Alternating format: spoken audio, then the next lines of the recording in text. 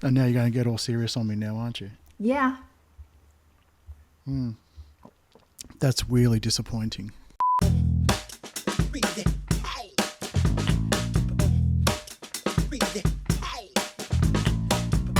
Hey guys, welcome to another episode of the Remind podcast. I'm Dr. Ashleigh Moreland and I am joined by my awesome co-host, David Masterton.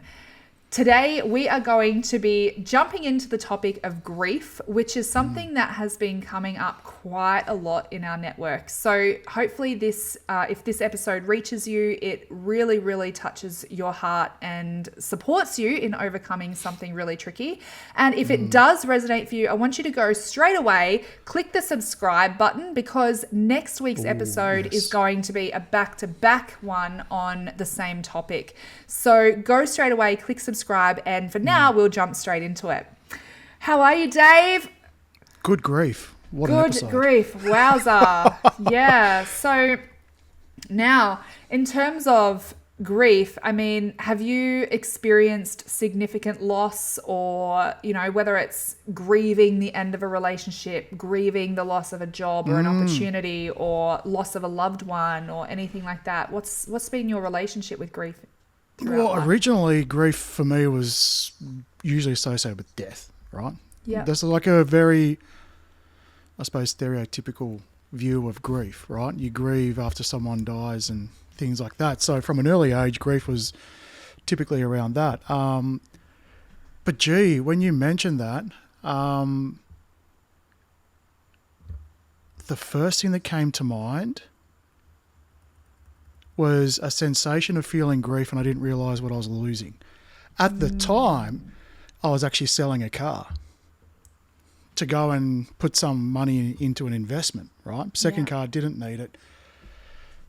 And I'm a bit of a car guy, and I can, especially in the past, have a reasonably, we'll say, healthy or unhealthy relationship with cars or identity through them. But when I sold this particular car, it was a great car. It was a 2012 JCW Mini Cooper, and it was my choice. But the sense of grief at the time after I'd sold it, fully in the driver's seat, no pun intended, of what I was doing, but the grief was incredible. Yeah. And it lasted for like 3 days, and I'm thinking to myself, what the hell is going on? Yeah. Turns out, in hindsight, that was actually one of a very significant step to where I am today, without knowing it. And so at that point in time, it was actually something that I needed to do step by step by step to then find the new me. Yeah. At the time, I was actually grieving without knowing the old David's coming to an end, or the old path is coming to an end, the old timeline, whatever you want to sort of think about in that sense. But it was incredible, because it's like, what when I told people at the time, it's like, what's wrong with you? It's like, I'm just really upset. Why is that? Sold the Mini. Like, God, this guy needs to get a life, doesn't he?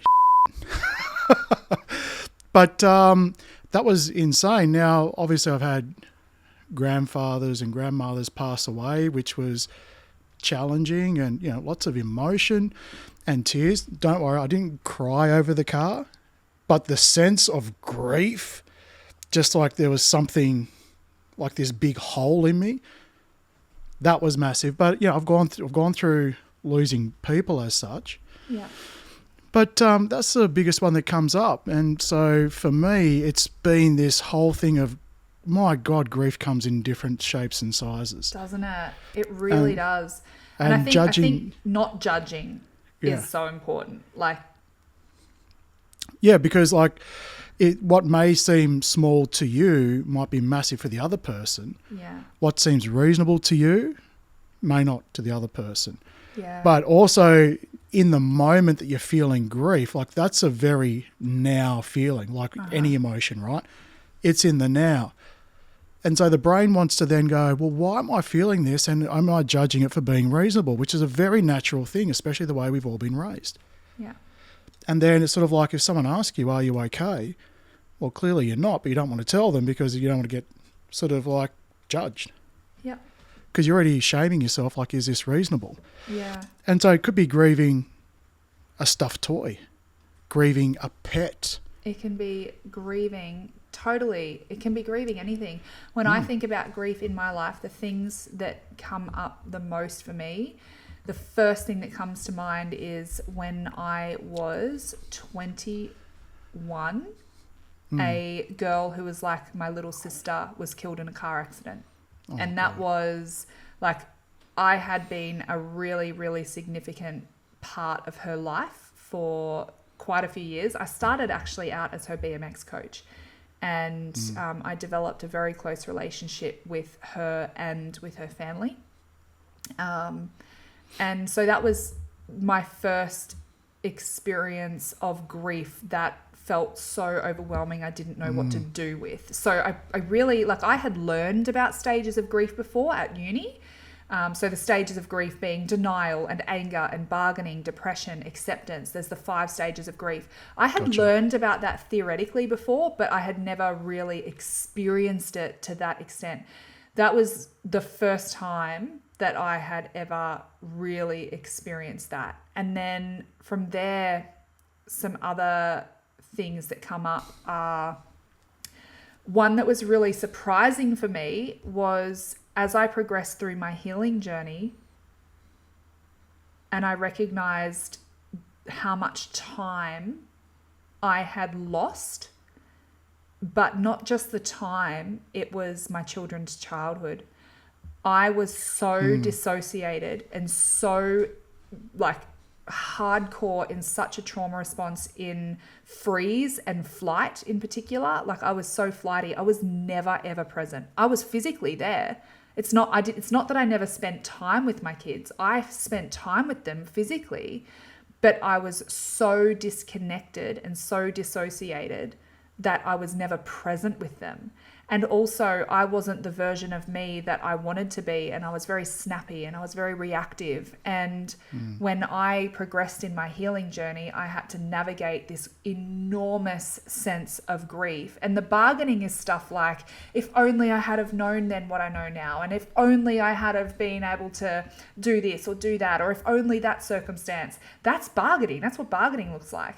And with my friend Ebony, when she passed away, if only she had have called me that night. If only, because I had said to her, I remember the first time she was going to a party, she was like, I don't know, 14 or something, the first time she ever went to a party. And I said to her that day, I said, from now on, if there is ever a situation that you're in where you're stuck, you can't get home, you're scared, you're worried, anything, call me. I don't care what time, day or night, I will come and get you. And I sort of was a bit like bigger sister / mum. And the bargaining of that state, like that grief process, was if only she had called me. And the emotion that used to bring up for me, the if only statements, that's the bargaining of, you know, I don't want it to be true. They're probably the main things that come to mind for me when I think about grief. Weirdly, I had 4 miscarriages. And I can't say that I experienced grief with my miscarriages, which is very interesting because I was sad about it.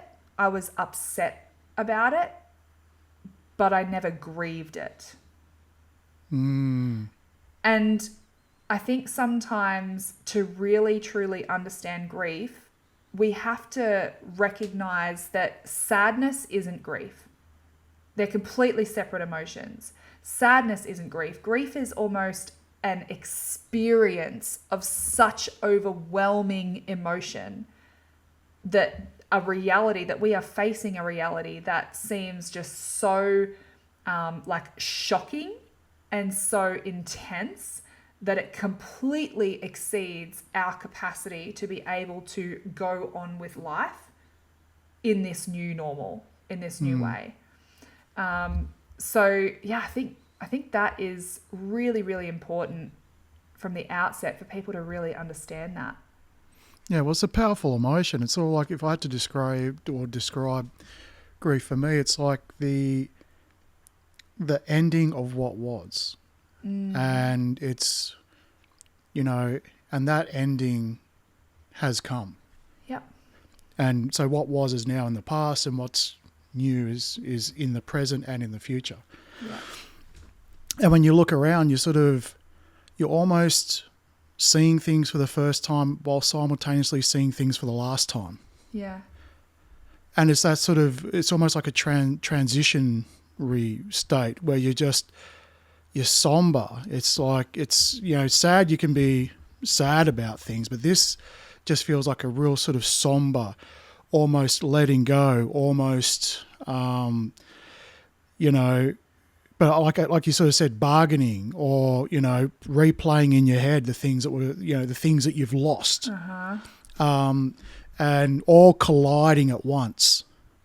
And it's just like this in between. But you mentioned sort of like, when's a good time to grieve, or when's an acceptable time to grieve, and what's socially required for grieving. Like if someone dies, if you don't grieve over it, are you heartless? Are you dissociated? Are you whatever it is?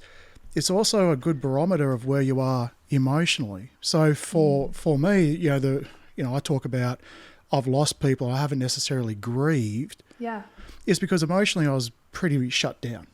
Yeah. And that's a really good point. And I would probably suggest that with the miscarriages, that was a similar case for me. Something that does come to mind though is when my grandfather died, I didn't grieve. Gotcha. I never felt grief because he had dementia. I had grieved losing my grandfather while his physical body was still alive in front of me. And so that was an interesting one of like, when he actually died, I wouldn't say I felt nothing. Like I felt sad and, I felt, but it wasn't grief. And then when I reflected on it, I experienced grief in that time that he had dementia, and I grieved losing him while he slipped away. Like the essence of who he was slipped away while his body was in front of me. So again, I think honoring the experiences that we have without making them wrong, but being really present to them and being willing to explore them is so important, without judging it, without making it wrong, without, Well, you can imagine a scenario where, and I'll be very typically masculine here, in a very sort of, I'll say, wounded masculine, like I was in the past, sort of emotionally shut down. Yeah. But attached to cars, like it was something that, it was a extension of me. It was a piece of me. So if you lose a family member, and you can cry and you can be sad and do all those things, but you could imagine then someone like I was that had a prized man shed, that had a bar, that held my cars, that just had, it was just something where I would go to say escape. Now imagine watching that burn down. Yep. And then what, sort of like, hey mate, it's insured, it's all replaceable, it's all, why are you grieving that when, in this scenario, you've lost a family member, extended family member or something like that, and, you bounce back the next day, or something like that, right? It's a bit of a sign of where you're connecting, where you are emotionally, where you find your safe space, who you find your safe space with, all of these things. So it's very nuanced. Yeah. And like you said at the top of the show, it's the judgment. And then with the expected judgment, it's then going to be the predicted shame. Yep.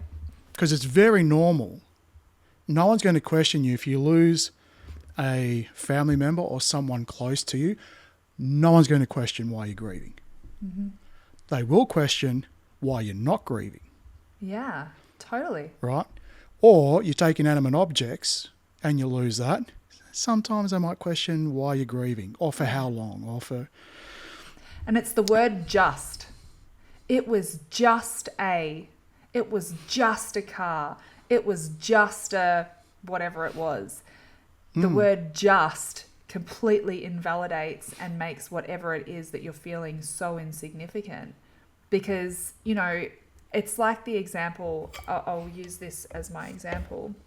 I may have spoken about this before, but if we imagine for a second that this drink bottle was the very last thing that my great-grandmother had given to me, and every time I look at it, I feel so deeply loved and safe and connected to my grandmother. It is just a water bottle. Like, to you, to anyone else, it's just a water bottle. But the grief is ultimately like a fear response, a trauma response, indicating attachment. And while I'm deeply attached to this water bottle because of the association that my mind has made to my great-grandmother, then if someone takes the drink bottle, they're taking my great-grandmother. And so it's the attachment because of the association that becomes the trauma response. And that's something that I really struggled to understand and comprehend. And I'll use an example. I remember after Ebony passed away, I was in a shopping centre and I was trying on some clothes. I was in a clothes change room of a clothing store, and the song It Girl by Jason Derulo came on. I had a panic attack in the change room of the shopping centre because that was the song that was played at her funeral. And it triggered a trauma response in me that literally transported me back to that. Now, the same thing, if I come back to here, what people really struggle to comprehend when I'm working with clients, this is the most complex stuff, mainly because they really struggle to understand that the emotion is separate from the memory. And so they feel like, I can't move past the emotion that I feel, because if I let go of this sadness, if I let go of this anger, if I let go of this hurt, if I let go of this fear, I'm letting go of them. Because it's that emotion that is associated to them or their loss. Now, if I were able to release the emotions of the drink bottle, I'm no longer attached to the drink bottle, but I still am able to sustain and maintain those beautiful, loving emotions with my great-grandmother. Now, obviously, I made that up. It is literally just a drink bottle. But that's how attachment kind of works. And something that comes up with clients a lot is if you were no longer attaching or associating that emotion of grief with that person, what would you be attaching instead? For example, it might be an anniversary of their death. And the anniversary brings up all of those unprocessed emotions or the trauma responses. And it might be, it might be coming out behaviorally in trauma responses. So that might look like hyper arousal. So things like being super edgy, being reactive, not sleeping well, feeling anxious and heightened. It might look like avoidance, avoiding people, places, activities, not going out, not making plans on certain dates, like anniversary dates. For me, it was numbing out. It was doing whatever I could. I would use alcohol a lot to numb grief, and also intrusive thoughts. So having those unwanted thoughts or unwanted memories about that loss that can cause distress. So especially around anniversaries is a perfect example. There is an attachment and association to that date with the unprocessed emotions that we feel about losing that person or that thing.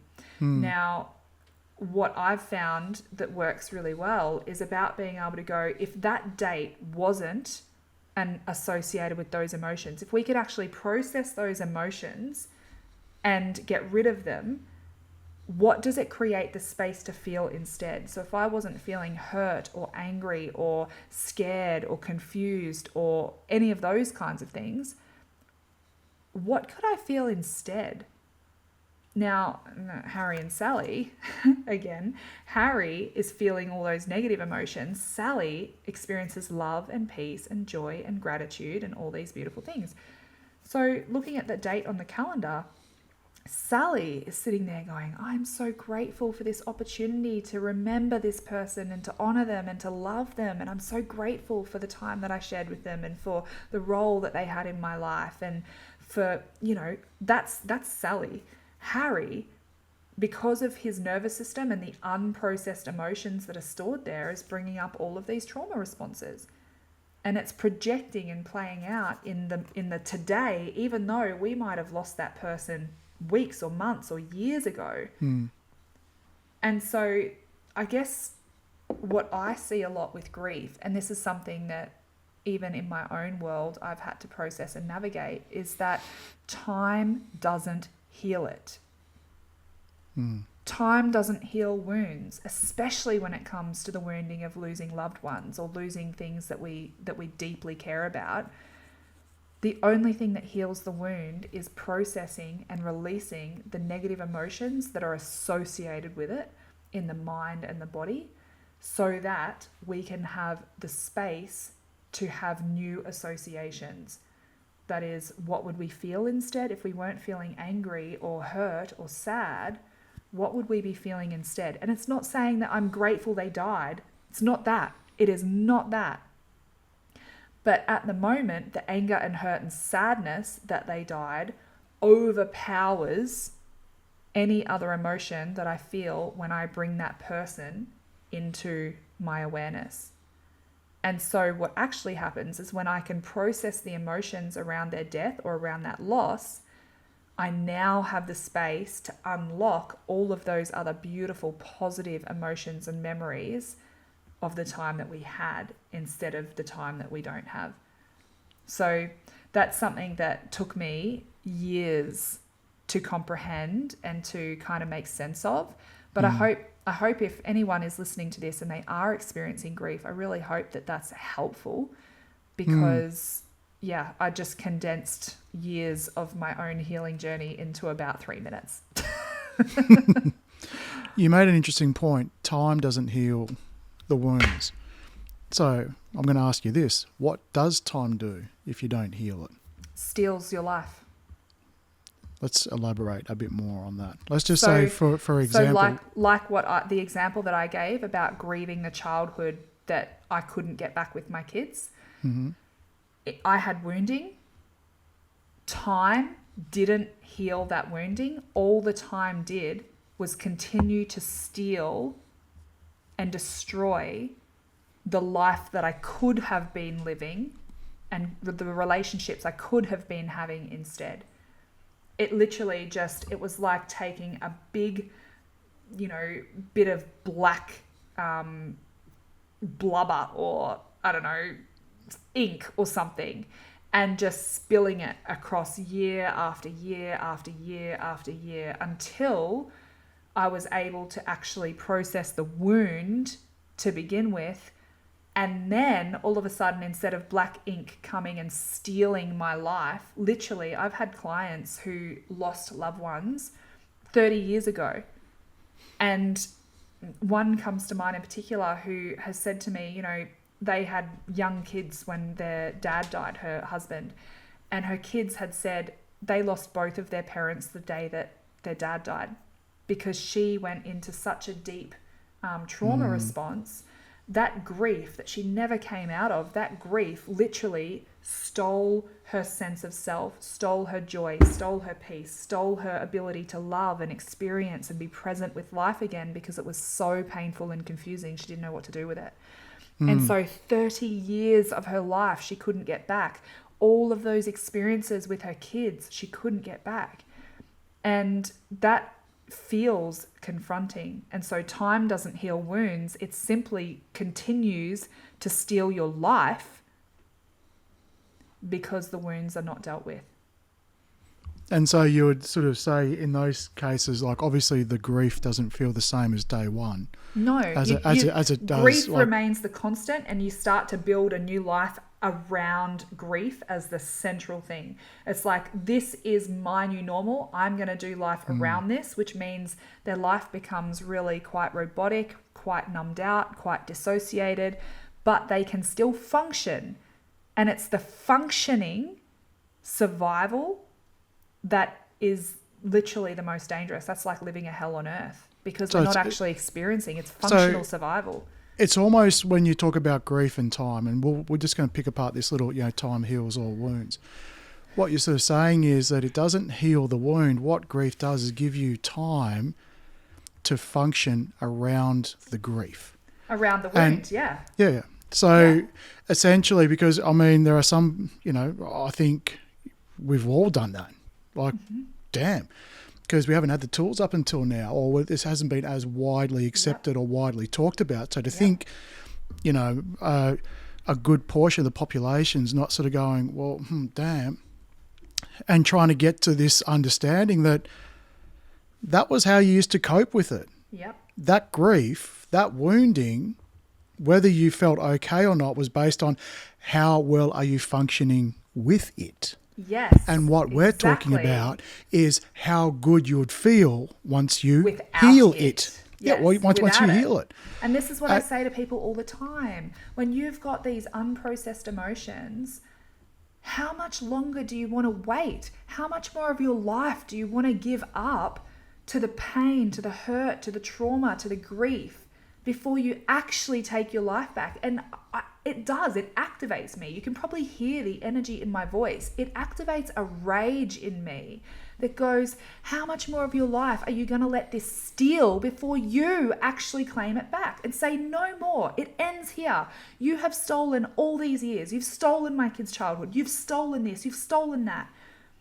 Not you, as in not the person who died, not the thing that you lost, but the grief, the unprocessed emotion, the trauma of it has stolen your life. And, the thing about surviving is all of those things that I mentioned, the hyper arousal, the avoidance, the numbing out, the intrusive thoughts, all of those things are your nervous system's way of coping. It's your nervous system's strategy of being able to continue functioning in the world, doing all of the things that need to be done, the cooking, the cleaning, the showering, all the things that need to be done, while holding the overwhelming emotions that you never knew what to do with and you didn't know how to process.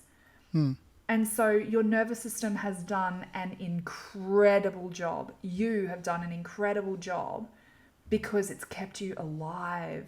And this is what I say to people when there's addiction involved, when there's these unhealthy coping mechanisms. It's sometimes not healthy and not safe to simply cut out the coping mechanism. If smoking was your coping mechanism, if drugs, if alcohol was your coping mechanism, it's not healthy to cut out the coping mechanism without processing the thing beneath it that is helping you to survive from. So, and what I generally find is that rather than focusing on that dysfunction, rather than focusing on the coping mechanism, in my work, I process the emotion, I process the trauma and the wounding so that then the nervous system doesn't have to survive anymore. It doesn't have to numb out. It doesn't have to just cope. And those coping mechanisms fall away because they're not needed anymore. And so, yes, end outcome, people stop drinking, people stop smoking, people stop, absolutely abusing their body or their mind. But it's because those solutions, those maladaptive solutions that they've created just to be able to get through the day are not needed anymore. So I really want people, if you're listening to this, I want you to know that your nervous system has gotten you to this point and it's done its job. Because without your nervous system helping you to survive in those chronic fight, flight, freeze, and fawn responses, chances are you might be dead. And you're not. You're a functioning human being. So on my website, I can't remember the exact words, but it's something like, life is for thriving, not just surviving. How do we have a thriving life? We process the emotions, we process those traumas, and we come back into the present moment where when we look around, there's no threat. And we have the capacity to safely, without guilt, feel peace and love and joy and connection with others and presence in the moment, clarity of mind. Oh my gosh, that is life-changing. That to me is heaven on earth. I say to people, I take people from experiencing a living hell to experiencing heaven on earth, and that's what heaven on earth looks and feels like to me. Oh, hell yeah. I mean, anyone who's carrying something around like that would go, well, yeah, I'd love to put it down. Yeah. But it brings me back to, let's talk about this idea of the nervous system and your coping mechanisms that are built up over time while the wounding's still there. Now, at the start, we think of it like a city, right? Or a building, this grief, right? It's at the start, it's there, but then it gets scaffolded around. Then other coping mechanisms go around it. And then over time, it's like concreted in, right? And then suddenly it's like part of the landscape.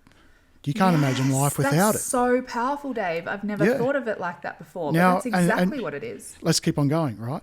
And then suddenly there's streets and roads built around it. And then maybe a park put next to it just to make it feel a little bit better, right? And then, maybe something's even built on top of it, right? Because, and then you keep on going and then suddenly you realise this grief is so embedded into your nervous system. The mere thought of taking it out frightens the out of you. Yeah, and I don't know who I am without it. I've heard that line a million times. I don't know who I am without it. Yeah. And so then suddenly it's very, very easy for us to sit there and go, do the work, heal, there'll be heaven on earth and all of that, but you're going to have to go through, come on camera, wake up, you're going to have to go through hell to get rid of it. Simple as that, because what you're going to be going through is the unfamiliar. You're actually going to be digging it out. Yeah. You're going to be leaving a hole. Yeah. You're going to be, suddenly you're going to have to start to move some of these coping mechanisms. You're going to have to sort of unpick what it is and why it's sort of, and then there's shame that's going to go on. There's all these other things. And then suddenly you're starting to judge, well, if I'd done this earlier, then man, I wouldn't have had this problem, or I could have done this and I could have done that. So suddenly you get overwhelmed with, I might just leave it for now. Yeah, totally. Maybe I'll worry about it tomorrow. Dave, I look at this and go, like, one of my friends just solo traveled the world to some quite dangerous places where they, solo travel, especially for a woman, is not recommended. And I look at that. So now she literally is running retreats for other women to be able to do solo travel to these dangerous places. And she is their tour guide. And why is it now safe for them to go? Because they're not doing it alone. And I look at this and I've said this to people many, many times. I cannot heal you. I cannot heal you, but I am a damn good tour guide. And here's the thing. Is if I look at that city built around grief, built around trauma, and I had to walk through that city, the shadows of the valley of death, if I had to walk through that city of darkness on my own, that feels scary as hell. I would rather just sit there and deal with it. But maybe install a few more lights, a few more coping mechanisms just to make it go away. Exactly. You see how to build and build and build? Yep. But imagine someone coming and sitting with me on the sidelines, sitting there observing the city and working out everything that's wrong with it. Not super helpful. So how different is it if we have a tour guide who is deeply and intimately aware of every bit of construction, every material used, every way that it's been built, who knows the city inside out, who can hold your hand and lead you through it safely. Completely changes everything. All of a sudden, it becomes safe to start knocking down walls, to start rebuilding a whole new city that's not built on grief and trauma, but that's built on growth and transformation and safety. Completely changes things. I absolutely love that analogy, by the way. Oh, you're welcome. You're welcome. But and I think the biggest thing around all of this is, how Like I'm a great procrastinator. Wake up, camera. Come on, what are you doing? I'm a great procrastinator, and boy, a day, tomorrow can turn into next week, can turn into next month, can turn into next year, right? When it comes to New Year's resolution. So it could be that creeping deadline that you give yourself. I know that I need to work on this, but, not today. Or I'll wait until I've got that better job. Yeah. I'll wait until I find the love of my life. I'll wait until, just add anything in here, which is, once I just get over this hurdle, once I get over that hurdle, then I get it. Yeah. Because when you're dealing with all of this, it's a lot. Yeah, totally. But as you start to sort of go, okay, if you're aware that there's a change needed, congratulations. Like that's a big one. Yep. Then to start thinking about when you're going to go the next step, congratulations. That's another big step. Totally. The next step, actually doing it, people say, what the hell do I do? Yep. Well, Remind Institute is a tool you can use. Or whatever, look at podcasts, look at whatever it is, follow your intuition. It will take you there, but it will take you through the crap. Yep. It will take you through it. The feel it, to heal it, all of that. You're going to feel like completely ungrounded. Stuff comes up in the air. You're going to have to process it. Ugly, crying. My God, the lot. Yes. However, it's not for naught. It's not for nothing. No. You don't stay there. It's for your whole life. It's literally, you get your life back. You get your sense of self back. And this is, oh my gosh, I'm so passionate about this. I didn't realize how impactful this conversation was going to be even on me. And, it comes back to, I used to teach about the stages of behavior change, because behavior change and nervous system responses and mind-body wellness, I taught this at uni for years. The stages of behavior change, you've got pre-contemplation, which means that you're just going through life on autopilot, don't even know that you need to make a change. If you're listening to this, I'm very sorry, but you now know that you need to make a change. The whole point of information gathering and seeking, that's contemplation and then preparation. So contemplation might be, I think I might want to learn a bit more about this topic, and you find a podcast. Preparation is that season that you're in where you're, as I said, gathering information, you're aligning your schedule, you're getting your finances organized, you're preparing yourself emotionally, spiritually, whatever that looks like, to be able to go on a really, really transformational journey. And then there's action. You cannot, contemplating change and preparing to change will never change your life. It's the action that will change your life. And so actually taking action to move through our grief and move through our trauma is so, so essential. And so with everything that I've learned in all of my expertise in, all of these different areas joined together, that's what I built my Rise and Thrive program off. And I had a real barrier to, after we finish our 10 weeks together, it's kind of like, see you later. Now use the skills and tools we've taught you and go and do life.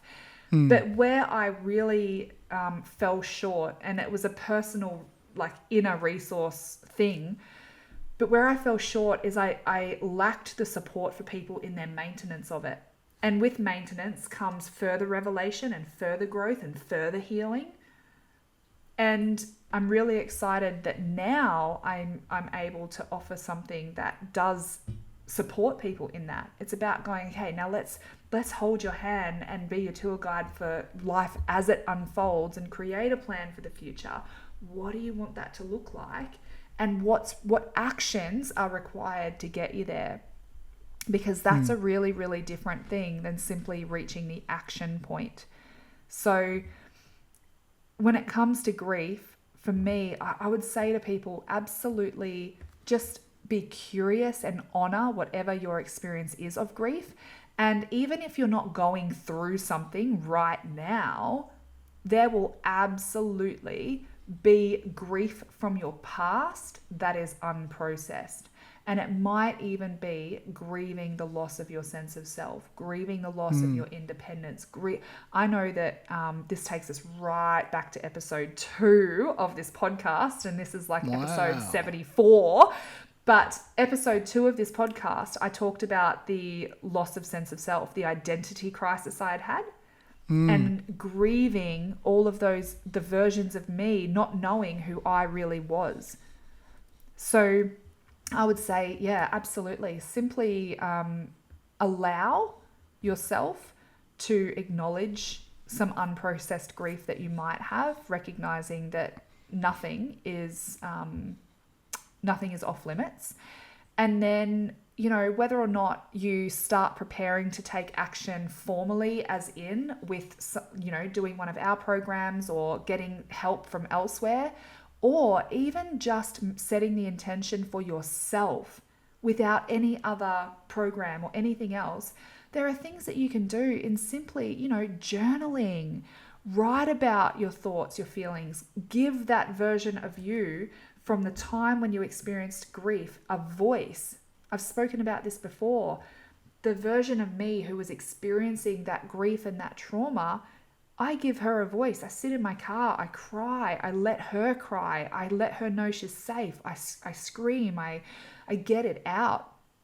And by processing the emotional charge of that past experience, that past version of me now feels safe with the present moment. So there can be other things, like I find with grief, having rituals or little memorials, even the spreading of ashes is a common one, or lighting a candle, visiting some special place, or having a dinner to honor someone's memory where you celebrate them. They're all really beautiful and healthy things that you can do to support yourself in processing grief, and allowing joy back into your life. Ask yourself this simple question: if you were no longer feeling this pain about the event, what could you feel instead about the person or about the memories that you have of them? Write it down. Write down what you're going to feel instead, and actually start practicing that and allowing that into your life, because that's going to be totally transformational. Big one. Yes, you are very passionate about this one, Ash. So passionate. I put this off. This is something that has been in my periphery for so long, and I didn't feel ready myself to go there and to talk about it.